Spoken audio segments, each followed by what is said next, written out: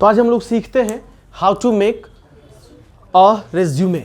Resume को कैसे बनाया जाए, इसको हम लोग आज सीखेंगे। कितने लोगों को पता है रेज्यूमे के बारे में, वो बनाए हैं, कितने लोग बना चुके हैं रेज्यूमे? मुस्कान और एनीबॉडी? रितु, नेहा, जन्मजय, सूरज, रेज्यूमे, पंकज। ठीक, देखो रेज्यूमे के लिए जो सबसे इंपॉर्टेंट है, इट इज सेड, ऐसा कहा जाता है, if you are fresher then go for 1 page only. अगर आप फ्रेशर हैं तो आप 1 पेज से भी जा सकते हैं और आपको एक ही पेज के रेज्यूमे से जाना चाहिए।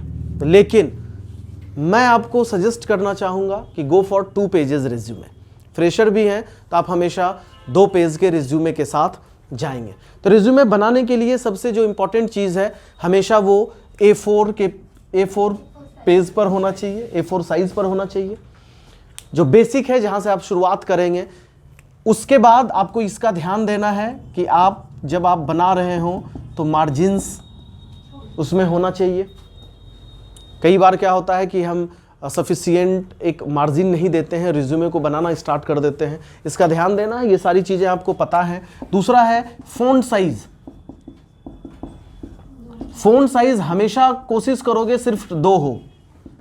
कई बार क्या होता है कि हम तरह तरह के फ़ॉन्ट साइज़ का यूज़ करने लगते हैं, बट आई वुड सजेस्ट कि आपकी जो फ़ॉन्ट साइज़ होगी वो ज़्यादा से ज़्यादा 2 हो।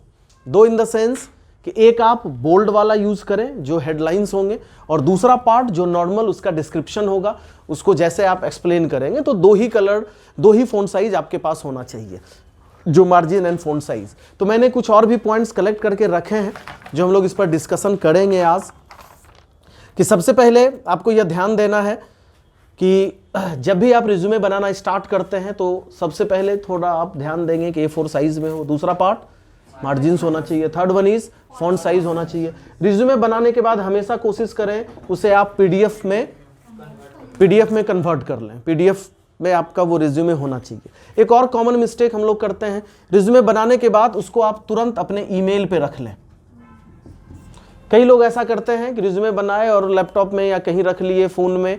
तो ये इंपॉर्टेंट चीज़ है, अगर आपके पास एक बेसिक रिज्यूमे है, first time if you are going to make, उस रिज्यूमे को आपको अपने मेल पर लेना। ये कॉमन मिस्टेक है जो हम सभी करते हैं। पता चला लैपटॉप में रख लिए और एक दिन ऐसा ज़रूरत पड़ा कि हमारे पास लैपटॉप है ही नहीं, फ़ोन भी फॉर्मेट हो गया।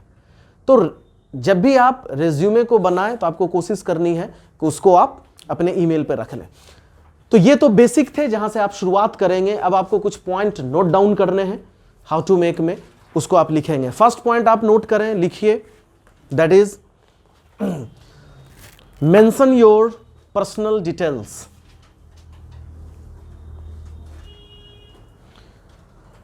Mention your personal details, first point.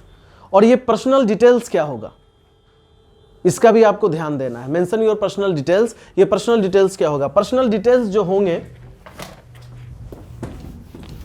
जो पर्सनल डिटेल्स होंगे, सबसे पहले क्या होगा? नेम। नेम के बाद दूसरा बताइए। नेम जैसे लेंगे तो आपको क्या करना है? Contact number. थर्ड वन क्या होगा? ईमेल। नंबर 4 क्या होगा? एड्रेस। अब देखो, कई लोग क्या करते हैं, नए नए समय के अनुसार या जैसे जैसे वक्त बीतता है तो अप टू डेट होते रहते हैं। Up to date in the sense, आज से 10 साल पहले, 8 साल पहले जब रेज्यूमे बनता था तो लोग क्या करते थे, ऊपर लिखते थे रेज्यूमे, ऊपर लिखते थे रेज्यूमे, अंडरलाइन करते थे, उसके बाद वो नाम वाम लिखना स्टार्ट करते थे। अब क्या आया है नए फॉर्मेट में, आपको रेज्यूमे लिखने की जरूरत नहीं है। आप अगर चाहें तो लेफ्ट साइड में direct name, contact name, email address से अपना रिज्यूमे स्टार्ट कर सकते हैं। ये राइट रॉन्ग नहीं है। आपका मन है तो आप रिज्यूमे लिखकर स्टार्ट कीजिए, आपका मन है कि आप नहीं, ये थोड़ा ओल्ड फॉर्मेट है, आपका मन है कि आप डायरेक्ट स्टार्ट करेंगे तो डायरेक्ट स्टार्ट कर सकते हैं, और ये गलत नहीं होता है, ये दोनों सही है, आप इसको स्टार्ट कर सकते हो।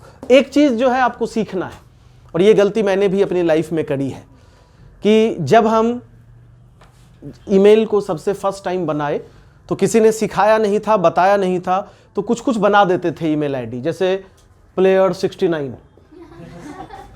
player69@gmail.com बना दिए। तुम लोग के एज में थे, उम्र में थे, तो कहीं भी एक वर्ड कहीं स्कूल कॉलेज में सुने जानू जानू, तो मेरे दिमाग में आया तो हम जानू से एक ईमेल बना दिए। सच बोल रहे हैं, आई हैव कहीं से सुने थे। अभिषेक बोला किसी को बोले होंगे। बोलते नहीं, सुनो, जो बोलेंगे ना, जो बोलेंगे तो वो अपने दर्द को प्रदर्शित नहीं करेंगे, क्योंकि वो तो कहीं कर ही रहे हैं। हम लोग बोलते नहीं थे तो प्रदर्शित करते थे आसपास कहीं कि दिखे। तो ये ईमेल आईडी मैंने भी बना दिया था। ये एक बात बता रहा हूं, मेरा आईडी अगर आप बना रहे हो jan@gmail.com जैन, और लेटर ऑन जब हमसे पूछा गया ये क्या है, तो मैंने इसे कहा कि ये जनवरी है। जनवरी नहीं था, ये जान था। तो अब, और ये स्टिल एग्जिस्ट, अभी से इसका सबूत भी होगा, स्टिल एग्जिस्ट, ये आज भी ईमेल आईडी है। बट ये भी सीखना, ये कॉमन सा मिस्टेक है। हमेशा आप कोशिश करें कि आपकी जो ईमेल आईडी हो वो प्रोफेशनल हो, क्योंकि email ID now it has become your identity. ये आपकी आइडेंटिटी बन गई है, जैसे आपका पासपोर्ट है, जैसे आधार कार्ड है, उसी तरह ईमेल आईडी है। तो हम लोग जो पीडी ट्रेनिंग नहीं करते हैं, कॉमन सा मिस्टेक, और मुझे इसमें कहने में कहीं भी कोई प्रॉब्लम नहीं। आप लोगों में से किसी ना किसी का अटपटा ईमेल आईडी जरूर बना हुआ होगा। क्यों? क्योंकि हम इस पर ध्यान नहीं देते, कुछ से कुछ बना देते हैं हम लोग। इसको भी ध्यान देना है, और अगर ऐसा ईमेल आईडी है, आज इस पर काम कीजिए और उसको ठीक ठाक बनाइए। जैसे मान लो मेरी डेट ऑफ बर्थ है 26/3/85, मान लो मेरा डेट ऑफ बर्थ है 26/3/85 और मेरा नाम है कुमार कन्हैया सी। आप सबसे पहले कोशिश करें कि आप इसी में अपना ईमेल आईडी बनाएं। ईयर से बचें, क्योंकि ईयर से बचने में थोड़ा क्या होता है कि ये भी है कि आपका डेट ऑफ ईयर पता चल जाता है, तो आप इससे बचें। कोशिश करें 26/3 कन्हैया कुमार, उसको इधर उधर करके आप इसका यूज़ करें, और इससे आप एक ईमेल आईडी बनाएं। जैसे कुछ भी, जैसे मान लो आप कर दें कुमार कन्हैया है, कुमार कन्हैया तो मिलेगा नहीं अब, क्योंकि हम लोग बहुत लेट हो गए, तो कुमार कन्हैया 26। तो ऐसे ऐसे ईमेल आईडी क्रिएट करें। तो ये भी आपको सीखना है, जो कॉमन मिस्टेक्स हम लोग करते हैं। Got it? ये रिज्यूमे समरी और ऑब्जेक्टिव इज वेरी इंपॉर्टेंट। जैसे ही आपने कॉन्टैक्ट डिटेल्स यहां दिया, कॉन्टैक्ट डिटेल्स के बाद जो दूसरा पार्ट है उसमें आपका रिज्यूमे समरी आना चाहिए। Resume summary in the sense कि आपकी रिज्यूमे किस चीज के लिए है, और ऑब्जेक्टिव आना चाहिए। ऑब्जेक्टिव का क्या मतलब होता है? ऑब्जेक्टिव का मतलब होता है कि I have just passed my BSc IT from फलाना college. Suppose I want to say कि I have just pass my BSc IT from AN college Pataliputra university Patna, and I am looking forward to grooming myself as a designer. ये एक objective है। Fresher, as a fresher आप एक objective है आपके life का कि you want to look forward to grooming yourself as a designer. ये आपकी एक ऑब्जेक्टिव है। और अपने अपने प्रोफेशन के अनुसार, अपने अपने सब्जेक्ट के अनुसार ये चीजें आप गूगल से भी ढूंढ सकते हो। Objective for mass communication student, objective for commerce student, objective for teacher, being a teacher, objective for being government employ. तो ये आप वो ऑब्जेक्टिव आप इसको भी सर्च कर सकते हैं। तो दूसरे पार्ट में रिज्यूमे समरी का अर्थ भी यही है कि रिज्यूमे का समरी क्या है, कि आपने क्वालिफिकेशन क्या किया है। तो इसमें आपको डायरेक्ट लिखना नहीं है एज ए इंट्रोडक्शन क्या ये पास्ट माई दिस। आपको क्या लिखना है रिज्यूमे समरी में कि having the degree of BSc IT want to groom my personality as a perfect designer. तो ये आपकी एक समरी है, इसको आप तैयार करोगे। और ऑब्जेक्टिव भी इसी से है कि आपका ऑब्जेक्टिव क्या है लाइफ का, कि आप क्या करना चाहते हो। तो ये आपको अगर कंफ्यूजन होगा तो गूगल से आप इसके लिए सेलेक्ट करके भी लिख सकते हैं। Got it? ऑब्जेक्टिव। दूसरा कहने का मतलब क्या कि सेकंड पार्ट में ऑब्जेक्टिव लिखेंगे। चलिए तीसरे के लिए बढ़ते हैं। List your work experiences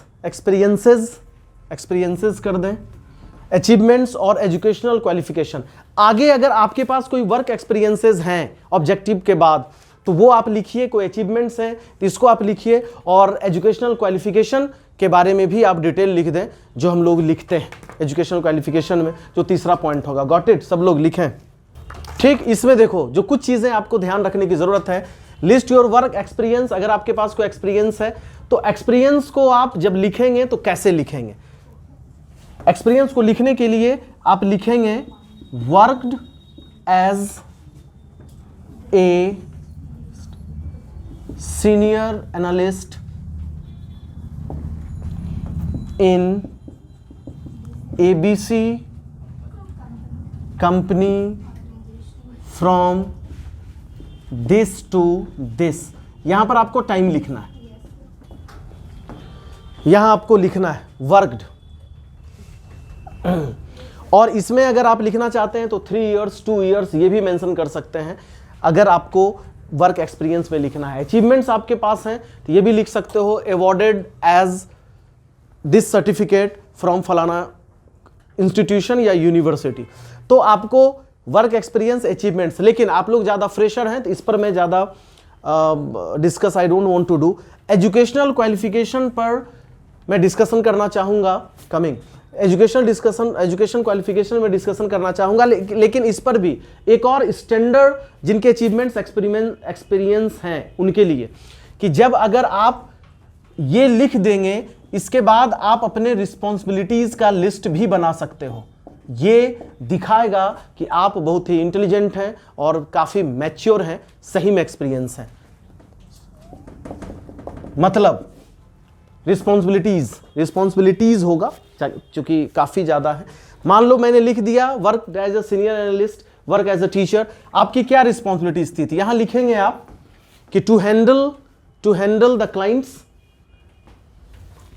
clients for कोई मैनेजमेंट के लिए। तो आपकी जो जॉब प्रोफाइल थी रिस्पॉन्सिबिलिटीज वो 4-5 आप मेंशन करेंगे। To motivate the clients, to call the clients, to talk about the companies का जो जॉब प्रोफाइल है उसके बारे में बताना। तो रिस्पॉन्सिबिलिटीज बनाने के बाद आप उसको पॉइंट वाइज डिफाइन भी कर सकते हैं कि वहां क्या क्या काम कर सकते थे। जैसे as a trainer Rebel Spoken English में तो लिख दिए कि work as a trainer 5 years at Rebel Spoken English to manage outdoor class as coordinator. Second one is to organize cultural program at different hall seminars, to organize different seminars, to manage all the seminars. Third one is to motivate student to improve the communication skills. ये सारी चीजें क्या है मेरी responsibility. इसको अगर आप mention कर देते हैं इट मीन्स कि आपको सही में आपको एक्सपीरियंस है और आप फ्रेशर नहीं है। ये उनके लिए जो वर्क एक्सपीरियंस अचीवमेंट्स, क्योंकि एक बार के बाद तो आप हो ही जाएंगे एक्सपीरियंस, इसको लिख सकते हैं। चलिए आते हैं एजुकेशनल क्वालिफिकेशन पर। एजुकेशनल क्वालिफिकेशन में भी जो कॉमन मिस्टेक्स हैं we always do, should I इसको हटा दूं? एजुकेशनल क्वालिफिकेशन में जो हम लोग कॉमन मिस्टेक्स करते हैं, सबसे इंपॉर्टेंट क्वालिफिकेशन को नीचे कर देते हैं। ये मैंने सैकड़ों रिज्यूमे में देखा है। वो लिखेंगे सबसे पहले क्या, पास्ट मैट्रिक, उसके बाद क्या लिखेंगे 12th। This is the wrong way to write. सबसे पहले आपके लिए सबसे इंपॉर्टेंट क्या है, जो अभी आपने पास किया है। तो आपको इस चीज को फोकस करना है कि आपके लिए जो क्वालिफिकेशन मायने रखता है उसको आप लिखेंगे। इसके अलावा अगर आपके पास इसी में प्रोफेशनल क्वालिफिकेशन की कोई डिग्री है तो वो भी आपको यही मेंशन करनी है इसी में। अब कई लोग पूछते हैं कि एजुकेशन क्वालिफिकेशन और प्रोफेशनल में सबसे ऊपर किसको रखा जाए। जैसे मैंने 1 साल का डिप्लोमा किया है और मैं ग्रेजुएट हूं, आप लोगों के साथ भी ऐसा होगा। या मैंने कम्युनिकेशन स्किल की ट्रेनिंग ली है 1 ईयर, कम्युनिकेशन स्किल का भी मैंने ट्रेनिंग लिया है, तो मेरा एक प्रोफेशनल क्वालिफिकेशन है, किसको रखें? तो ये डिपेंड्स करता है कि आप कहाँ जाएं, किस जगह में आप इंटरव्यू देने जा रहे हैं। If you are going to face an interview which is related to communication skills, तो आपको सबसे ऊपर क्या रखना है, उस प्रोफेशनल डिग्री को। अगर आप किसी IT कंपनी में जा रहे हैं तो आपके पास अगर O लेवल, A लेवल या C++, ओरेकल, डेटा, किसी चीज़ की डिग्री है, सबसे ऊपर क्या रखेंगे आप, प्रोफेशनल डिग्री। लेकिन अगर आप टीचर बनने जा रहे हो, मैं एक एग्जांपल दे रहा हूँ, टीचर बनने जा रहे हो और आपने C लेवल C++ किया हुआ है, तो सबसे ऊपर आप रखेंगे B.Ed को, सबसे ऊपर रखेंगे आप अपने एजुकेशनल क्वालिफिकेशन को। Got it? अगले क्लास में मैं स्पेशल क्लास लूंगा, सॉफ्ट स्किल किसको कहते हैं, हार्ड स्किल्स किसको कहते हैं। लेकिन अभी अगर आपको लिखना है कि इसमें हम क्या लिखेंगे, जो मैं इसको भी लिख दूं, number 4, mention your top hard and soft skills. ये जो हार्ड एंड सॉफ्ट स्किल्स है इसका मैं स्पेशल क्लास लूंगा एक दिन, सॉफ्ट स्किल्स क्या होता है, हार्ड स्किल्स क्या होता है। लेकिन अभी अगर आपको इसमें मेंशन करना हो तो आपकी सॉफ्ट स्किल्स क्या है, एक अच्छा कम्युनिकेटर है, आप में लीडरशिप क्वालिटी है, जो स्किल्स हैं जिसको इंटरपर्सनल स्किल्स भी बोलते हैं, इसके लिए अलग हम लोग पीडी क्लास करेंगे। ये पीडी क्लास करिकुलम, उस करिकुलम का एक बहुत इंपॉर्टेंट पार्ट है, इस पर मैं डिस्कशन करूंगा। लेकिन अभी आपको समझना है कि आपकी हार्ड स्किल्स हो सकती है कि मैंने ये डिग्री लिया है, मैंने मास कम्युनिकेशन किया है। सॉफ्ट स्किल्स हमारा क्या है कि आई हैव वो लीडरशिप क्वालिटी हमारे पास, मैं बहुत ही फ्रेंडली हूँ, मेरे पास एक अच्छा कम्युनिकेशन स्किल्स है। तो सॉफ्ट स्किल, हार्ड स्किल्स हैं, इसके बाद आप मेंशन इसके बाद कर सकते हैं कि आपकी जो सॉफ्ट एंड हार्ड स्किल्स हैं। इसके बाद हम अगले पॉइंट पर आते हैं, नंबर 5 ही होगा ना, कि आप कई बार एक चीज को ध्यान रखना है आपको, अब कई अच्छी कंपनियां एप्लीकेशन, सॉफ्टवेयर एप्लीकेशन से आपके रिज्यूमे को चेक करती है। अगर यू आर नॉट सीरियस तो पता चलेगा आप बहुत अच्छे कैंडिडेट हैं, बाहर हो जाएंगे। यही चीज सीखना होता है, बाकी चीजें तो आपको पता ही है, वही चीजें रिपीट करनी है जो आप जानते हैं। लेकिन कुछ कुछ चीजें जो आपको सीखने की जरूरत है, जिसके लिए ये क्लास की जरूरत है। कई बार आप देते हैं तो इमेजिन करो 10-10 हजार रिज्यूमे आ सकते हैं कंपनी को, पॉसिबल है कि नहीं? तो उनके पास टाइम इतना नहीं है कि 10,000 रिज्यूमे को कैसे चेक करेंगे। तो वो क्या करते हैं, एक सॉफ्टवेयर में सारे रिज्यूमे को डाल दिए। तो अगर आप रिज्यूमे कहीं बनाने के लिए जा रहे हो, it is very important to take care of your keywords. Keywords का ध्यान देना बहुत ही इंपॉर्टेंट है। अगर आप मास कम्युनिकेशन करने जा रहे हैं तो मास कम्युनिकेशन, रिपोर्टिंग, जर्नलिज्म, ये सारे वर्ड्स उसमें रहने चाहिए। एंकर्स या उससे रिलेटेड कंटेंट राइटर जो भी हैं, जो भी चीज उसमें आप मेंशन कर सकते हो, ये रहना चाहिए। अगर आप टीचर्स करने जा रहे हैं तो टीचिंग, सब्जेक्ट, मोटिवेशन, ये सारे कीवर्ड्स उसमें होने चाहिए। क्योंकि जैसे सॉफ्टवेयर में जाए तो मास कम्युनिकेशन, पता चला सॉफ्टवेयर में आपका रिज्यूमे गया, मास कम्युनिकेशन है ही नहीं, तो जो सॉफ्टवेयर है या कंप्यूटर है वो तो पढ़ा ही नहीं कि आप क्या हैं, तो आपकी रिज्यूमे रिजेक्ट हो जाएगी। हो सकता है कि आप उसके लिए बहुत ही परफेक्ट एम्प्लॉय हो। Got it? ये बहुत इंपॉर्टेंट था, इसको ध्यान रखना है। अब नेक्स्ट जो आप रखेंगे, जो नेक्स्ट पॉइंट रखेंगे उसमें रखिए include additional resume sections. Include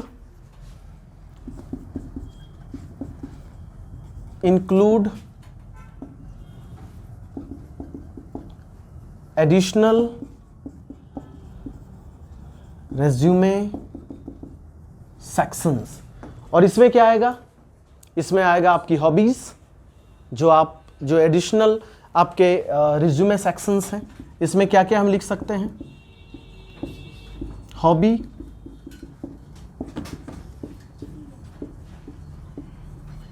language और कुछ भी आपको जो समझ में आए। ये number 5, include additional resume sections. आपकी हॉबीज क्या है, जो आप किसी को लग भी रहा होगा कि मेरी हॉबीज छूट गई, my hobbies are this and that, तो इसमें आपको हॉबीज, लैंग्वेज, ETC इसमें लिखोगे। कि जैसे कई बार होता है कि I am good at Hindi, English and regional language, तो ये आपको उसमें एडिशनल रिज्यूमे सेक्शंस में लिखना है। समझ में आया number 5?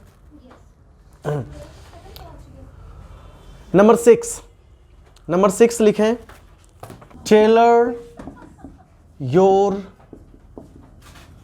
resume for job ad, that is advertisement.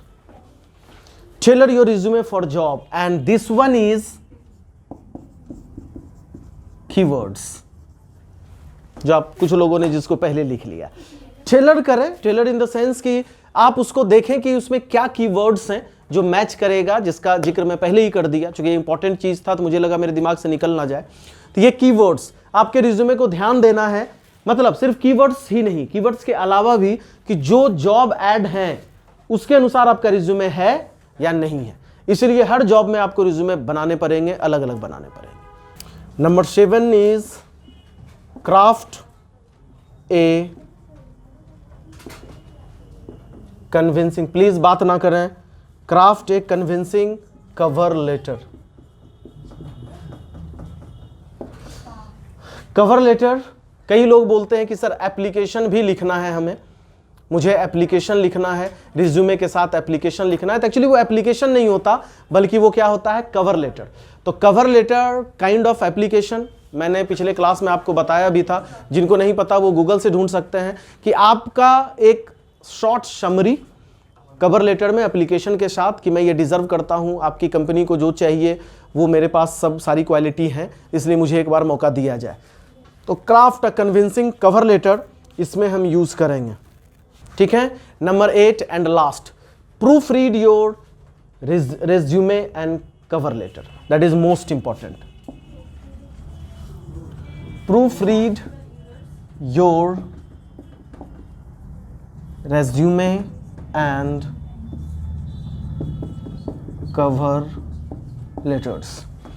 आपको प्रूफ रीड करना है कि आप जो भी इसमें पढ़ रहे हैं, इसमें आप प्रूफ रीड करें, इसमें आप देखें इसमें कोई मिस्टेक्स तो नहीं हो गया, कोई ग्रामेटिकल एरर्स तो नहीं मैंने लिखा है, फ़ॉन्ट साइज़ तो इधर उधर बहुत ज़्यादा चेंज नहीं हुआ, कलरफुल बहुत ज़्यादा बनाने की ज़रूरत नहीं है, मैंने पहले ही कहा कि बहुत ही सिंपल होना चाहिए।